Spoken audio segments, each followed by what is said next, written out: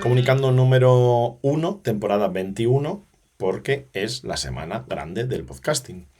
Un saludo de José Antonio Gelado, y viendo cómo venía la agenda podcastera de octubre, todo hacía presagiar ya que iba a ser eso, la semana grande, por la concentración que hay de eventos del sector. Pero voy rápidamente con algunas conclusiones que he sacado por el camino, luego ya lo pondré tranquilamente en un post y lo publicaré. El día 15, la SER celebraba sus 10 años de radio con toda una programación especial y pudimos escuchar a muchas de las grandes voces que han ido pasando por la casa, pues por un día volver a escucharlas. Y como oyente ya publicaba en mi blog, que es una gozada, la verdad, esto de poder volver a escuchar a esas voces. Pero me centro un poco más en el broche de la jornada, que fue en el Teatro Capitol, la grabación en directo de la sección de los cómicos de A Vivir con Javier del Pino y con invitados sorpresa que pasaron por allí. La verdad fue realmente sorpresa, porque estaban desde Gabriel Rufián, sí, a Juan José Millás, pasando por Ignatius Farray, por ejemplo, ¿no?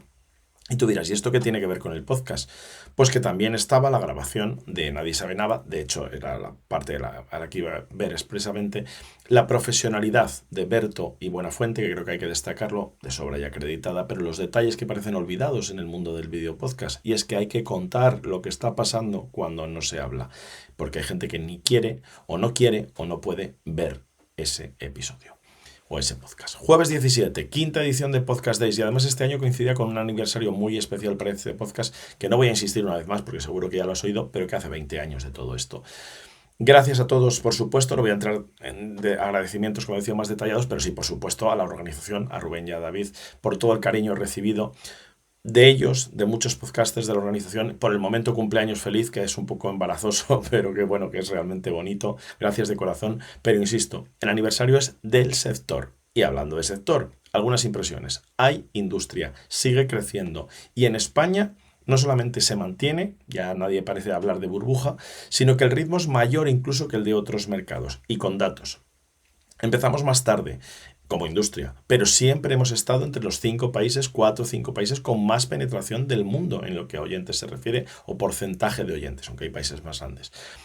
Con datos y estadísticas consensuadas, sí, lo que no están es centralizadas en un mismo sitio donde haya gente que pague, pues los que pagan para estar en ellas, y que bueno, esto ya lo comentaré con calma en otro podcast o en otro sitio. Hay comunidad independiente y profesional, me explico, además de las plataformas y de las empresas que apuestan cada vez más por el podcast, y como es obvio y como se pudo ver en las mesas y en los talleres de Podcast Day, se consolida un sector independiente de productoras, podcasters, un ecosistema de empresas y de profesionales y servicios auxiliares, estudios y demás actores que se pueden reunir durante estos 2 días, pues para conocerse, hacer contactos y concretar proyectos, es decir, hacer negocios. Después de bajarse del escenario, ya he oído varios que han dicho, oye, propuestas, ideas, reuniones. Por ejemplo, Greal, el secreto de las 8 llaves, el podcast se gestó en Podcast Days 2023, que yo creo que es un muy buen ejemplo. No quiero, y tampoco tengo mucho tiempo para entrar en detalles, luego ya hablarán Gorka Zumeta y Audiogen, ya están hablando y han ido haciéndolo de la calidad y de los contenidos que se han ido pudiendo ver y escuchar en la jornada. Pero lo que sí quiero decir, y quiero hablar un poco de los premios de los Podcast Days, que participé como presidente del jurado y que me han permitido conocerlo también por dentro, y que se han consolidado, yo creo que es obvio ya, en esta edición, que se ampliaba a 6 categorías, como los más importantes del sector independiente y profesional en España. Pero eso, sin perder su espíritu independiente, insisto. Y puedo dar fe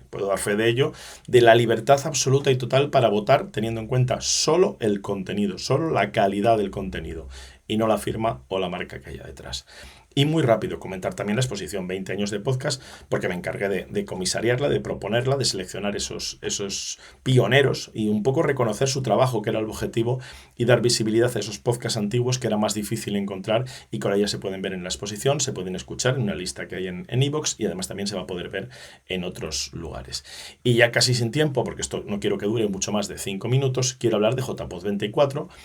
bueno, esto va a salir ya más de 5 minutos, me temo, que se celebró en Valencia el 18 de octubre y el 19, también coincidiendo con ese día, el 18 de octubre, pero que reúne, y como siempre ha hecho a la comunidad independiente, junto a la parte académica, que en las 2 últimas ediciones y sobre todo en esta, pues aporta también la Universidad de Valencia, que acogió en la Facultad de Filología el evento.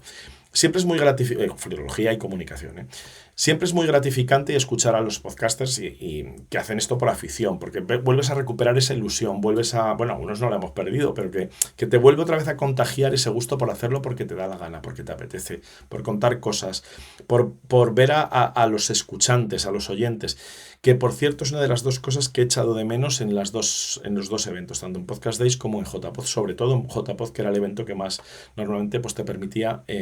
pues, ponerte en contacto con los oyentes, con los escuchantes. Pero